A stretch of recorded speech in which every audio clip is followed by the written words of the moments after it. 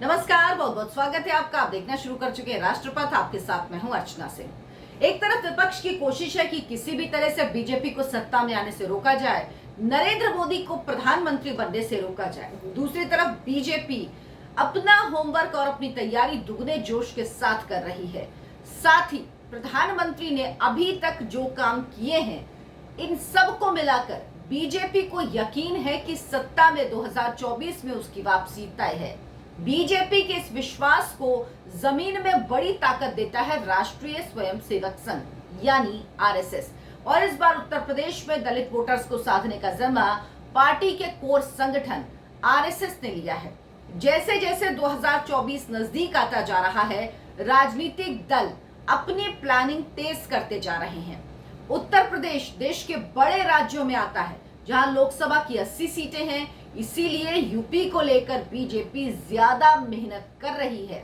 UP चुनाव में जाति समीकरण का भी बड़ा अहम रोल होता है।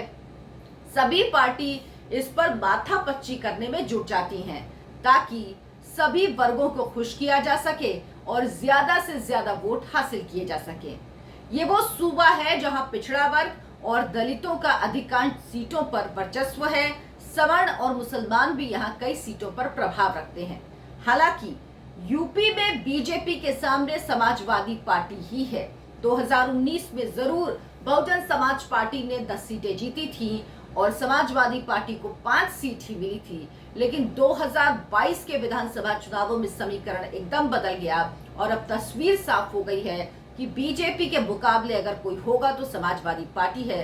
हालांकि लोकसभा चुनाव में उसकी स्थिति भी अच्छी नहीं होने वाली। इसके बावजूद भी बीजेपी किसी तरह की कोई कोर कसर नहीं छोड़ना चाहती, कोई रिस्क नहीं लेना चाहती, कोई चूक नहीं करना चाहती। बीजेपी जानती है कि 2024 का विजय रथ यूपी से होकर ही निकलेगा। यूपी में ही अयोध्या है और 2024 के चुनाव से पहले भव्य राम मंदिर बनकर तैयार हो जाएगा। रामलला विराजमान हो जाएंगे। बीजेपी जानती है दशकों के इंतजार के बाद जब रामलला भव्य मंदिर में स्थापित होंगे, उसके बाद इसका चुनावी फायदा उसको जरूर मिलेगा, क्योंकि उसने जो वादा किया था वो वादा पूरा किया। इससे विपक्ष हालांकि बहुत परेशान है, लेकिन फिर भी ये सब कुछ होने के बाद पार्टी कोई कोर कसर नहीं छोड़ना चाहती। इसके लिए बीजेपी की तरफ से पार्टी के कोर संगठन राष्ट्रीय स्वयंसेवक संघ ने इस पिच पर उतरने का फैसला किया और एक बड़ी जिम्मेदारी ली है। राष्ट्रीय स्वयंसेवक संघ ने दलित वोटर्स को साधने के लिए हर न्याय पंचायत तक पहुंचने का लक्ष्य रखा। संघ ने अपने कई कार्यक्रमों की शुरुआत भी कर दी है। इसमें दलित बाहुल्य क्षेत्रों में राष्ट्रीय स्वयंसेवक संघ की शाखाएं लगाए जाने की तैयारी भी शामिल है। यही नहीं, जिन जगह पर शाखा लगने की संभावना नहीं है, वहां जो विस्तारक होते हैं आरएसएस के, उनके माध्यम से बीएसपी के कोर वोट बैंक को संघ की विचारधारा से जोड़ने की तैयारी की जा रही है। इसके लिए बाकायदा राष्ट्रीय स्वयंसेवक संघ के पदाधिकारी जाटव समेत थारू, कोल, बुसहर, धोबी, पासी और वाल्मीकि समुदाय के लोगों से संपर्क स्थापित कर संघ की विचारधाराओं को और बीजेपी ने अभी तक जो काम किया है उनके लिए वो समझाने की कोशिश करेंगे। यानी कि राष्ट्रीय स्वयंसेवक संघ का प्लान बसपा के कोर वोट बैंक में सेंध लगाने का है। लाभार्थी वर्ग में बाकी दलित तो बीजेपी के साथ आ गए, लेकिन मायावती का जो कोर वोटर है वो इंटैक्ट रहा, वो अभी भी बहन जी के साथ ही है। और इस वोट बैंक पर सिर्फ बीजेपी नहीं बल्कि अखिलेश यादव की भी नजर है और वो लगातार इसे अपने पाले में करने के लिए जुगत भी लगा रहे हैं, क्योंकि वो ये समझ गए हैं कि सिर्फ यादव, क्योंकि पिछड़ा में ज्यादातर यादव ही उनके साथ है और मुस्लिम के वोट बैंक से उनको कुछ हासिल होने वाला नहीं, इसमें कुछ जोड़ना होगा और जोड़ने के लिए उन्हें मायावती का कोर वोट बैंक ही नजर आ रहा है। राष्ट्रीय स्वयंसेवक संघ अपने कार्यक्रमों में हालांकि और तेजी ला चुका है। दलित बस्ती और आदिवासियों के इलाके में जाने की पूरी रणनीति बन चुकी है, तैयार हो चुकी है। अगले एक हफ्ते के अंदर 2500 से ज्यादा स्वयंसेवकों को विस्तारक बनाकर अलग अलग क्षेत्रों में भेजे जाने की प्रक्रिया भी शुरू हो जाएगी।